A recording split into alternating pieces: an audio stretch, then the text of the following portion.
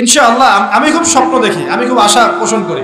আর স্বপ্ন দেখতে হয়, স্বপ্নই আপনাকে ঘুমাতে দিবে না। স্বপ্ন কি? স্বপ্ন দেখতে হয়। স্বপ্ন নিয়েই তো মানুষ বাঁচে।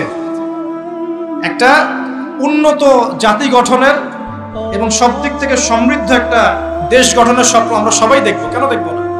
এই স্বপ্ন নিয়ে আমরা বাঁচবো, ইসলামিকভাবে গড়বো, যাতে বিশ্বের বুকে আমাদের দেশটা মাথা তুলে দাঁড়াতে পারে ইনশাআল্লাহ।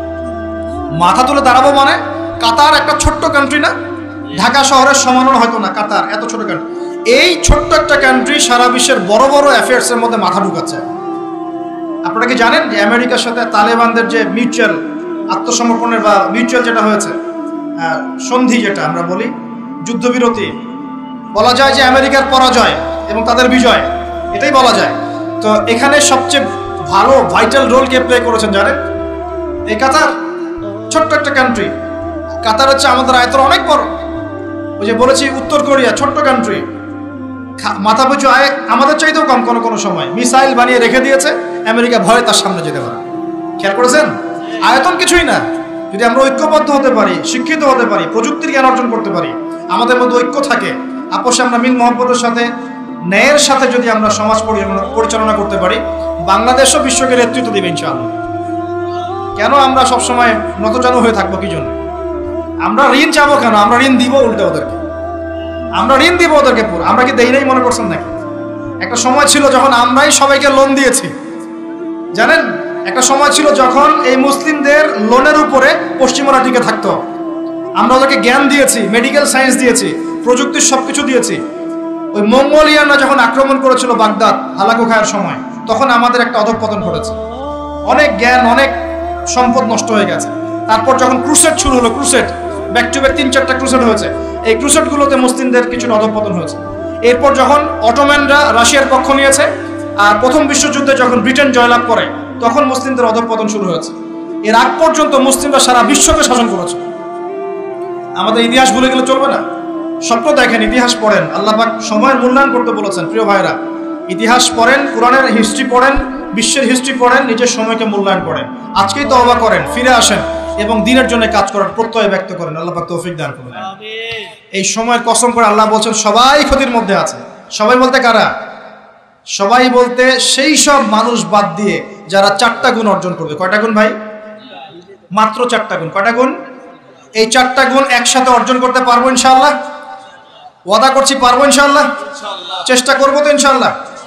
শুনে নেন, সংক্ষিপ্ত করে বলছি। 1, আমাদের সবাইকে মুমিন হতে হবে। ইল্লাল্লাযীনা আমানু, যারা ঈমানদার। ঈমানদার কারা? উত্তর হাদিসে জিবরিলের মধ্যে আছে। নবী সাল্লাল্লাহু আলাইহি ওয়াসাল্লামকে জিবরাইল আলাইহিস সালাম জিজ্ঞাসা করছেন, আখবিরনি আনিল ঈমান, হে নবী আমাকে ঈমান সম্পর্কে বলুন। এই জায়গায় একটু ভালো করে বোঝেন। এখানে বর্তমান যে শিক্ষা ব্যবস্থা নিয়ে যে কথাটা উঠেছে, এর একটা গোড়ার সমস্যা চলে আসবে। একটু ভালো করে বোঝেন এই জায়গাটা। জিবরাইল আলাইহিস সালাম বলছেন, হে মুহাম্মদ সাল্লাল্লাহু আলাইহি ওয়াসাল্লাম, ঈমান কাকে বলে? নবীজি বলছেন, আল ঈমান, ঈমান হচ্ছে আন তুমিনা বিল্লাহ, তুমি আল্লাহতে বিশ্বাস করবে। 1, ওয়া মালাইকাতিহি, ফেরেশতাগণে বিশ্বাস করবে। 2, 3, ওয়া কুতুবিহি, আসমানি কিতাব সমূহে বিশ্বাস করবে। 4, ওয়া রুসুলিহি, রাসূলগণে বিশ্বাস করবে। 5, ওয়াল ইয়াউমিল আখির, পরকালে বিশ্বাস করবে। 6, ওয়াল কদরি খাইরি ওয়া শাররি, তাকদীরের ভালো মন্দে বিশ্বাস করবে। একটু মনোযোগ দিয়ে দেখেন, ঈমানের 6টা পিলার কি ছোঁয়া যায়? এগুলো কি কঠিন? এগুলো কি তরল? এগুলো কি বায়বীয়? এগুলোকে কি জ্ঞানের সংজ্ঞায় ফেলা যায়? ঈমানের 6 পিলারকে চোখে দেখা যায়? স্পর্শ করা যায়? ঈমানের 6 পিলার, এই 6টা পিলার, এই 6টা পিলারকে কি ল্যাবরেটরিতে ল্যাবে বসে প্রমাণ করা যাবে? এই 6টা পিলারকে কি যুক্তি, বিজ্ঞান, দর্শনের মানদণ্ডে বিচার করা যাবে? যাবে না। আল্লাহ পাক বলছেন, আলিফ লাম মিম যালিকাল কিতাব লা রাইবা ফি হুদাল লিল মুত্তাকিন। মুত্তাকি কারা? আল্লাযীনা ইউমিনুনা বিল গায়বি, যারা এই গায়েবে বিশ্বাস করে। ঈমানের 6 পিলার সবই গায়েব। এই গায়েবে অদৃশ্য বিশ্বাস না করতে পারলে আপনি মুমিন হতে পারবেন না। তো আমাদের বিলিভ, আমাদের বিশ্বাসের ভিত্তিটা হচ্ছে অদৃশ্য। আমাদের বিশ্বাসের ভিত্তি কি? অদৃশ্যের জগৎ, গায়েবের জগৎ। আর পশ্চিমাদের বিশ্বাসের জগৎ হচ্ছে দৃশ্যমান জগৎ। এ কারণেই তাদের শিক্ষা সিস্টেমগুলো সব দৃশ্যমান জিনিসে বিশ্বাস করে, অদৃশ্য বিশ্বাস করে। এই কারণেই তারা এই সব মতবাদগুলোকে বইপত্র নিয়ে আসে। এই ডারউইনের মতবাদ বলেন, এই যে আপনার এটা কি অ্যাস্ট্রোনমিক্যাল ইয়েগুলো বলেন, নাসার গবেষণাগুলোকে বলেন, মঙ্গলের এটা খুঁজতেছে, চাঁদে ওটা খুঁজতেছে, মানে ওরা চোখে যা দেখবে এটা বিশ্বাস করবে, চোখে যা দেখি না বিশ্বাস করবো। আর ওই মতবাদটাকে তারা জোর করে মুসলিমদের উপর চাপাতে যাচ্ছে। এই কারণেই মুসলিমদের বইপত্রের মধ্যে এখন এগুলো ঢুকে যাচ্ছে, এই মতবাদগুলো ঢুকে যাচ্ছে। তাহলে সমস্যা কিন্তু গোড়ায়। আমাদের কাছে জ্ঞানের সংজ্ঞা হচ্ছে জ্ঞান আল্লাহর পক্ষ থেকে আসে। আল্লামাল ইনসান মা লাম ইয়ালাম, আমি মানুষকে সেই জ্ঞান শিক্ষা দিয়েছি যা মানুষ জানতো না। আল্লাহ বলছেন আমি শিক্ষা দিয়েছি, মানুষ জ্ঞানী ছিল না, আমি শিক্ষা দিয়েছি। আল্লাহ বলছেন ওয়াকুলিল হাক্কু মির রাব্বিকুম, সূরা কাহফ 29 নম্বর আয়াত। আল্লাহ বলছেন হক সেটাই, জ্ঞান সেটাই যা তোমার রবের পক্ষ থেকে নাজিল হয়। আল্লাহ বলছেন ফালা তাকুনান্না মিনাল মুমতারিন, এই হক আল্লাহর পক্ষ থেকে আসে, তুমি সন্দেহ পোষণ করো না। ওদের জ্ঞানের সংজ্ঞা জ্ঞান দেখা যায়, ছোঁয়া যায়, উপলব্ধি করা যায়, এর আলোকে জ্ঞান তারা নির্ধারণ করে। আমরা বলছি জ্ঞান হচ্ছে আল্লাহর পক্ষ থেকে আসে। এটাকে আমরা ফিলোসফির ভাষায় বলি এপিস্টেমোলজিক্যাল একটা ডিফারেন্স, মানে জ্ঞানতাত্ত্বিক পার্থক্য। এই কারণেই শিক্ষা ব্যবস্থায় এই দ্বৈন্যতা দেখা দিচ্ছে। ওদের শিক্ষা ব্যবস্থা এরকম, চোখে যা দেখবে তা বিশ্বাস করবে, চোখে যা দেখবে না বিশ্বাস করবে। আর আমাদের শিক্ষা ব্যবস্থার ভিত্তি হচ্ছে অদৃশ্য, গায়েবে আমরা বিশ্বাস করি, আল্লাহ গায়েব দেখি নাই বিশ্বাস করি, ফেরেশতা বিশ্বাস করি, আসমানি কিতাব বিশ্বাস করি, নবী রাসূল বিশ্বাস করি, পরকাল বিশ্বাস করি, আপনার ভাগ্যে বিশ্বাস করি। এগুলো বিশ্বাস না করলে আপনি মুমিন হতে পারবেন না।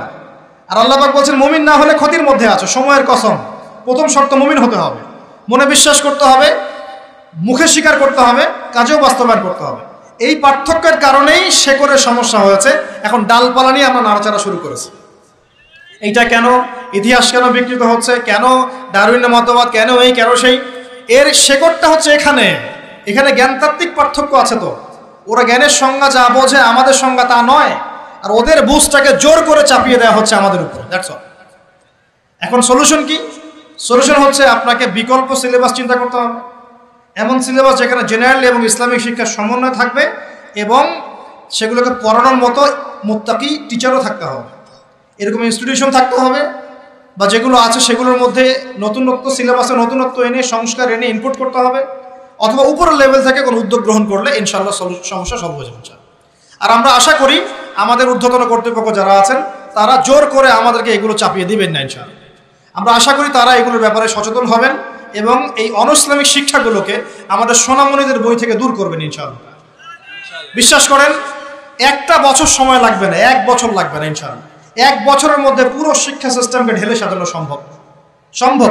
প্রত্যেক প্লে গ্রুপ থেকে শুরু করে মাস্টার্স পর্যন্ত প্রত্যেক সেকশনে জেনারেল শিক্ষার সাথে ইসলামিক শিক্ষাকে সমন্বয় করা সম্ভব। 1 বছর লাগবে না ইনশাআল্লাহ।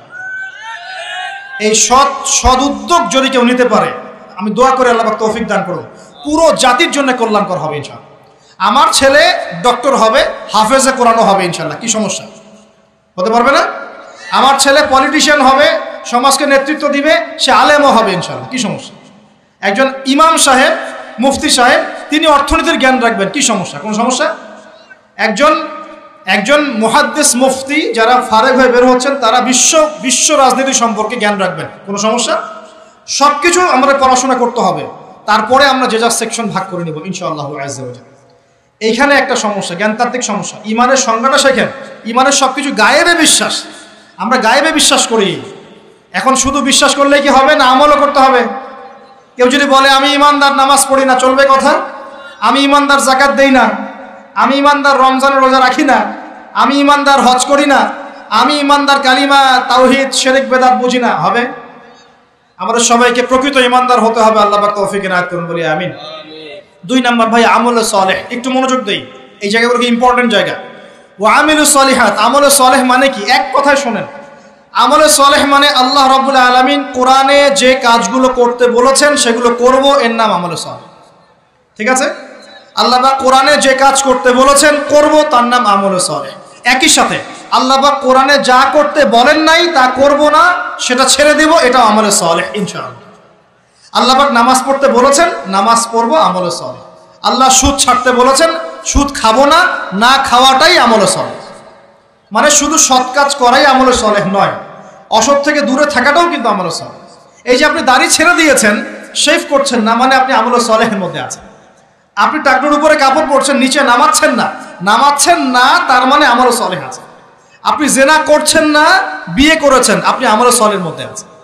আপনি মদ খাচ্ছেন না, না খাওয়াটাই আমলে সালেহ। আপনি মেয়ের দিকে খারাপ চোখে তাকাচ্ছেন না, তাকাচ্ছেন যে না, এটাই আমলে সালেহ। শুধু ভালো কাজ করাই কিন্তু আমলে সালেহ নয়, খারাপ থেকে দূরে থাকো কি আমলে সালেহ। আল্লাহ পাক সবাইকে বোঝার তৌফিক দান।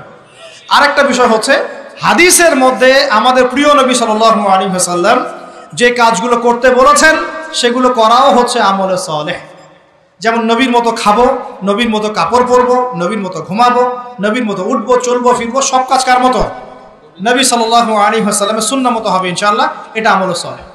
এটা শেখার জন্য হিসনুল মুসলিম বই পড়েন, সুন্নতের উপর অনেক বই আছে, এগুলো পড়তে থাকেন। আরেকটা বিষয় হলো, হাদিসে নবী সাল্লাল্লাহু আলাইহি ওয়াসাল্লাম যে কাজগুলো নিষেধ করেছেন সেগুলো না করাও হচ্ছে আমলে সালেহ। এই হলো আমলে সালেহের সুন্দর সংজ্ঞা।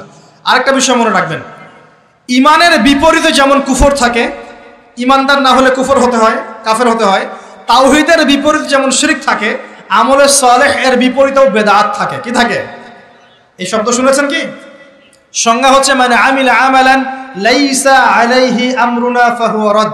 কোন ব্যক্তি যদি এমন কোন আমল করে যে আমলের পক্ষে নবী সাল্লাল্লাহু আলাইহি ওয়াসাল্লামের পক্ষ থেকে কোনো দলিল প্রমাণ নাই, সাহাবীদের পক্ষ থেকে কোনো দলিল প্রমাণ নাই, এরকম যদি কোনো আমল কেউ করে, এরকম কোন আকীদা কেউ পোষণ করে, সেটা হবে বেদাতি আমল, বেদাতি আকীদা। বোঝা যাচ্ছে কথা?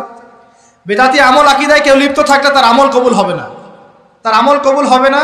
তার আমলকে আল্লাহ পাক ধুলো বানিয়ে দিবেন, হাউজে কাউসারের পানি পাবে না, নবীজি সুহকান সুহকান লিমান গায়্যারা বাদি বলে তাড়িয়ে দিবেন এবং জাহান্নামে যেতে হবে। বেদাত যে করে সে তো অপরাধী, যে বেদাতিকে সম্মান পর্যন্ত করে তার উপর আল্লাহ পাক লানত করেছেন, ফেরেশতা লানত করবে। কথা বুঝতে পারছেন? মান আহদাসা হাদাসান, কেউ যদি কোনো বেদাত করে, আও আওয়া মুহদিসান, নিজে বেদাত করে না কিন্তু বেদাতিকে আশ্রয় দেয় বা সম্মান প্রদর্শন করে, ফাআলাইহি লানাতুল্লাহি ওয়া মালাইকাতিহি ওয়ান নাসি আজমাইন, তার উপরে আল্লাহ, ফেরেশতা, পুরো মানব জাতির অভিশাপ বর্ষিত হবে বলে নাউযুবিল্লাহ। অন্য হাদিসে আছে, সে যেন ইসলামকে ধ্বংস করার ব্যাপারে সাহায্য করবে। অতএব এই স্রোতে গা ভাসাবেন না, স্রোতে গা ভাসিয়ে দিবেন না। যে আমলের দলিল আছে, প্রমাণ আছে, এগুলোই আমলে সালেহ। যেগুলো দলিল প্রমাণ নাই, মানুষ বানিয়ে নিয়েছে, এগুলো আমলে সালেহ নয়, এগুলো করলে উল্টা গুনাহ হবে। নবীজি বলছেন একটা হাদিসে যে ফামান রাগিবা আন সুন্নতি ফালাইসা মিন্নি, কেউ যদি আমার সুন্নাত থেকে মুখ ফিরিয়ে নেয় সে আমার উম্মতের অন্তর্ভুক্ত না। কুল্লু বিদআতিন দালালা, প্রত্যেকটা বেদাত ভ্রষ্টতা, ওয়া কুল্লু দালালাতিন ফিন্নার, প্রত্যেক ভ্রষ্টতার পরিণাম হবে জাহান্নাম। যে আমলটা করবেন চেক করে দেখবেন দলিল প্রমাণ আছে কি নাই। এখন যদি দেখেন সমাজের সব মানুষই বেদাত করে, আপনি কি করবেন? এখন বলবেন সামাজিকতার খাতিরে আমিও করি, তাহলে ওই সমাজ যদি জাহান্নামে যায় আপনাকেও যেতে হবে। নাউযুবিল্লাহ। ইসলাম সামাজিকতা দেখে চলে না, ইসলাম চলে কোরআন এবং হাদিস দেখে। সুন্নত সামাজিকতার ধার ধারে না, সুন্নত ধার ধারে দলিলের। দলিল আছে কিনা, প্রমাণ আছে কিনা, নবী করেছেন কিনা, সাহাবী করেছেন কিনা, ইমামদের থেকে প্রমাণ আছে কিনা, আমরা সেটা দেখব। প্রমাণ নাই, দলিল নাই, যত টাটকা মজার মুখরোচক মনে হোক না কেন, সবাই করুক না কেন, আপনার করা যাবে, করলে বেদাত হয়ে যাবে। আল্লাহ পাক বোঝার তৌফিক দান। আর বেদাত তো করবেনই না, বেদাতিকে সম্মানও করবেন না। বেদাতিকে ট্রল করতে করতেই তো ভাইরাল হয়ে গেছে, ট্রল করতে করতে, মজা করতে করতেই তো ভাইরাল হয়ে গেছে। এই তো সমস্যা আমাদের। আল্লাহ পাক বোঝার তৌফিক দান করুন, আমিন। আরেকটা বিষয় হলো ওয়াতাওয়াসাউ বিল হক, যারা পরস্পরকে হকের দাওয়াত দেয়। আচ্ছা, হকটা কি? এখন হকের সংজ্ঞা সূরা কাহাফের 29 নম্বর আয়াত আছে। কোন আয়াতে? কোন সূরা বলেন? সূরা কাহাফ কত নম্বর আয়াত? 29। সূরা বাকারাতেও আছে, সূরা কাহাফে আল্লাহ বলেছেন, আল্লাহ পাক বলেছেন হকটা কি? ওয়াকুল হাক্কু মির রাব্বিকুম, বাস শেষ।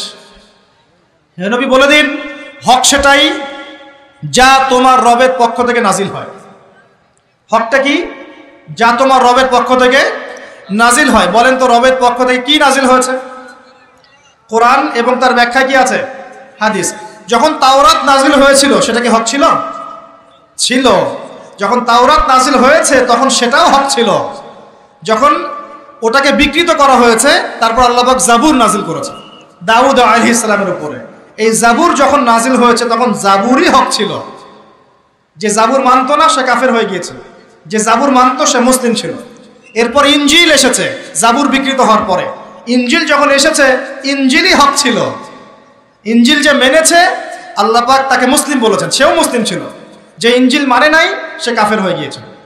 ইনজিলকে বিকৃত করার পরে আল্লাহ পাক দিয়েছেন কি? সর্বশেষ আসমানি কিতাব আল কোরআনুল কারীম এবং তার ব্যাখ্যায় নবীর সুন্নাহ, হাদিস নবী সাল্লাল্লাহু আলাইহি ওয়াসাল্লাম। এই কোরআন এবং সুন্নাহকে মিলেই ইসলাম। এই ইসলাম হচ্ছে একটা কমপ্লিট কোড অফ লাইফ, জীবনের সব ক্ষেত্রে সমাধান আছে। এখন এই হকটার দাওয়াত আল্লাহ পাক দিতে বলছেন। তাহলে দাওয়াতটা কিভাবে শুরু করব? আগে জ্ঞান অর্জন করব, নিজে আমল করব, নিজের উপর প্রতিষ্ঠা করব, আমার পরিবারে প্রতিষ্ঠা করবো ইনশাআল্লাহ। আমার নিকটস্থ আত্মীয়দেরকে দাওয়াত দিব, আমার বন্ধু মহলে দাওয়াত দিব, আমার বান্ধবীদেরকে, আপনার বান্ধবীদেরকে দাওয়াত দিবেন। আপনার বান্ধবী মানে মেয়েদেরকে বলছি আর কি, আপনাকে বলছি না, বোনদেরকে বলছি। আপনারা আপনাদের বান্ধবীদেরকে দাওয়াত দিবেন, আপনারা বন্ধুদেরকে দাওয়াত দিবেন। এই যুগে সবাইকে কমপক্ষে পার্ট টাইম দায়ী হতে হবে, সবাইকে কমপক্ষে পার্ট টাইম দায়ী সবাইকে হতে হবে। আপনি নামাজ পড়ছেন, নামাজের দাওয়াত দেন। আপনি দান সৎকার করেন, দান সৎকার দাওয়াত দেন। আপনি সুদ খাচ্ছেন না, আপনি দাওয়াত দেন, ভাই সুদ খায়েন না। যেগুলো স্পষ্ট সেগুলোর দাওয়াত আপনি দিবেন। ইখতিলাফি মাসআলাগুলোকে নিয়ে ব্যস্ত হবেন না। ইখতিলাফি মাসআলাগুলোকে নিয়ে ব্যস্ত হলে উম্মাহ বিভক্ত হয়, ফাটল সৃষ্টি হয়। আল্লাহ পাক আমাদের সবাইকে হকের দাওয়াত দেওয়ার তৌফিক দান করুন। এরপরে যদি আল্লাহ পাক আরো বড় ক্ষমতা দেন, তখন আরো বড় পরিসরে আমরা দাওয়াতি কাজ করবো ইনশাআল্লাহ। শুরুটা হবে ব্যক্তি জীবন থেকে। আল্লাহ পাক আমাদের সবাইকে ব্যক্তি জীবন পরিবর্তন করার তৌফিক দান করুন, আমাদের পারিবারিক জীবন পরিবর্তন করার তৌফিক দান করুন, আমাদের সমাজকে পরিবর্তন করার তৌফিক দান করুন, আমাদের রাষ্ট্র নেতাদেরকে আল্লাহ পাক হেদায়েত দান করুন। আমরা দোয়া করি। সবশেষ কথা, ওয়াতাওয়াসাউ বিসসবর, যারা সবরের উপর থাকবে এরা ক্ষতিমুক্ত থাকবে। হকের সাথে সবরের কথা কেন? এর জন্য একজন নবীর কথা বলাই যথেষ্ট। তারপরে আমি কয়েকজনের কথা বলছি। নূহ আলাইহিস সালাম, নাম শুনেছেন? নাম শুনেছেন? কত বছর দাওয়াত দিয়েছেন? কত বছর? 950 বছর। কত বছর? 950 বছর তিনি দাওয়াত দিয়েছেন মানুষকে। তাও আল্লাহ তার ভাষায় বলছেন সূরা নূহের মধ্যে, তিনি বলছেন ইন্নী দাআউতু কওমি লাইলা ওয়া নাহার। তিনি বলছেন নূহ আলাইহিস সালাম, হে আল্লাহ, আমি দিন রাত মানুষকে দাওয়াত দিয়েছি। দিন রাত, দিন আমি যে 1 ঘন্টা 1.5 ঘন্টা ওয়াজ করলাম এমন না, দিন রাত মানুষকে দাওয়াত দিয়েছি আমি। ওয়ালাম ইয়াজিদহুম দুআই ইল্লা ফিরারা, আমার দাওয়াত শুনে মানুষ খালি পালিয়ে গেছে, পালিয়ে গেছে। মানুষ আমাকে পাগল বলেছে। মরুভূমির মধ্যে জাহাজ বানাচ্ছ, মানুষ পাগল বলেছে, কটাক্ষ করেছে, গালি দিয়েছে, হত্যার চেষ্টা করেছে। আল্লাহ, আমি দিন রাত মানুষকে দাওয়াত দিয়েছি। শেষমেশ তিনি এতটাই মানে দুঃখ ভরাক্রান্ত মন নিয়ে দোয়া করছেন, তিনি বলছেন রব্বি লা তাযার আলাল আরদি মিনাল কাফিরিনা দাইয়ারা। আল্লাহ 950 বছর দাওয়াত দিয়েছি, এই কয়টা মানুষ ইসলাম কবুল করেছে। আল্লাহ, তুমি এই পৃথিবীতে কোনো কাফেরকে আর বাকি রেখো না, আযাব দিয়ে ধ্বংস করে দাও। তিনি বলছেন রব্বি আন্নী মাগলুবুন ফান্তাসির, সূরা কমারের মধ্যে আছে। তিনি বলছেন আল্লাহ, আমি পরাজিত হয়ে গেছি, আমাকে সাহায্য কর, আমি আর পারছি না। কোন পর্যায়ে গেলে একটা মানুষ এই কথা বলতে পারে? আমরা তো 2 দিন 4 দিন দাওয়াতি কাজ করে হাবশায় যাই। এক ভাইকে নামাজের দাওয়াত দিয়েছি 3 দিন, নামাজ পড়ে না, বলছি তোর দ্বারা হবে না, আশা শেষ করে ফেলি, আশা পোষণ করি না। হ্যাঁ, পরিবারে স্ত্রী কথা শোনে না, 1 বছর সবর করেছি, তালাক দাও তালাক দাও, চলবে না, এরকম মনে করি আমরা। ঠিক আছে, সন্তানকে দাওয়াত দিই, কথা শোনে না, সন্তানকে আমরা ত্যায্য পুত্র করে ফেলছি। অনেক অধৈর্য আমরা, মুসলিমরা খুব আবেগী হয়ে গেছে এখন, আমরা আর অধৈর্য হয়ে গেছে। সবর করতে হবে। আমাদের নবীজির 23 বছর লেগেছে। কত বছর? 23 বছরে আল্লাহর নবীকে মানুষ হত্যার চেষ্টা করেছে 16 বার, গালি দিয়েছে 15টা। যে মানুষটাকে সবাই বলতো আল আমিন আস সাদিক, সেই মানুষকে মানুষ বলা শুরু করেছে কাযযাব, সাহের, জাদুকর, এই মিথ্যাবাদী, হ্যাঁ, ঐক্য বিনষ্টকারী ইত্যাদি। তাকে দেশ থেকে বের করে দিয়েছে, তায়েফবাসী রক্তাক্ত করেছে, কত নির্যাতন করেছে। উটের নাড়ি ভুড়ি চাপিয়ে দিয়েছে সেজদারত অবস্থায়, গলায় চাদর দিয়ে ফাঁস দিয়েছে আমাদের নবীকে। উহুদের মাঠে আঘাত করেছে মাথার মধ্যে। কই নবী সাল্লাল্লাহু আলাইহি ওয়াসাল্লাম তো অধৈর্য হন নাই, ছেড়ে দেন নাই, ময়দান ত্যাগ করেন নাই। আমরা এত অল্পতেই কেন অধৈর্য হয়ে যাই? হাজার হাজার মানুষ আসবে চলে যাবে, কিন্তু দিন ইসলাম থেকে যাবে ইনশাআল্লাহ। একসময় ভালো থাকবে, কখনো খারাপ থাকবে, কখনো বেগবান হবে, কখনো একটু মন্থর হবে, দিন এগিয়ে যাবে ইনশাআল্লাহ। একজন আসবে, হয়তো তাকে মেরে ফেলা হবে, আরেকজন আসবে ইনশাআল্লাহ। একজন আসবে, তাকে সরিয়ে দেওয়া হবে, আরেকজন আসবে ইনশাআল্লাহ। 100 আলেম আছেন, 100 আলেমের মউত হবে, আরো 100 আলেম আসবে ইনশাআল্লাহ। দিন থেমে যাবে না, কখনো এগিয়ে যাবে। একটা পয়েন্ট দেখেন, নূহ আলাইহিস সালামের বাড়িতেও শান্তি ছিল না। কিরকম? কমপক্ষে আমাদের নবী সাল্লাল্লাহু আলাইহি ওয়াসাল্লামের জীবনে বাইরের মানুষ তাকে কষ্ট দিচ্ছে, ঘরের মধ্যে খাদিজা রাদিয়াল্লাহু আনহা আছে এবং তিনি তার মতাদর্শের মানুষ। বাসায় গিয়ে তিনি খাদিজা রাদিয়াল্লাহু আনহার সাথে সুখ পাচ্ছেন, শান্তি পাচ্ছেন, কারণ স্ত্রী তার পক্ষে আছেন। স্ত্রী তার পক্ষে আছেন, তাকে সাপোর্ট দিচ্ছেন, তাকে টাকা পয়সা দিচ্ছেন, অর্থ সম্পদ ব্যয় করছেন, তাকে পিছন থেকে একটা মমতা ভালোবাসা দিচ্ছেন না? আর বেচারা নূহ আলাইহিস সালামের ঘরে স্ত্রীও তার কথা শুনতেন না।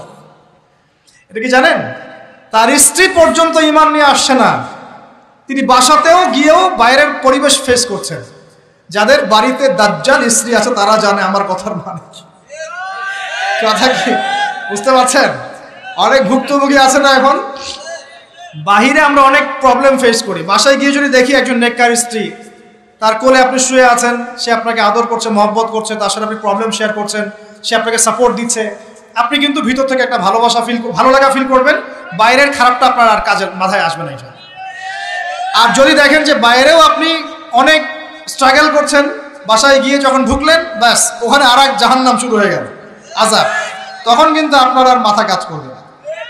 তো এই অবস্থা যাদের আছে, আল্লাহ তাদের অবস্থা উন্নতি করুন, সমস্যা দূর করুন, দোয়া করি। যাদের এই হতভাগা যারা আছেন তারা জানেন যে এরকম সমস্যা হলে কীরকম কষ্ট হয়।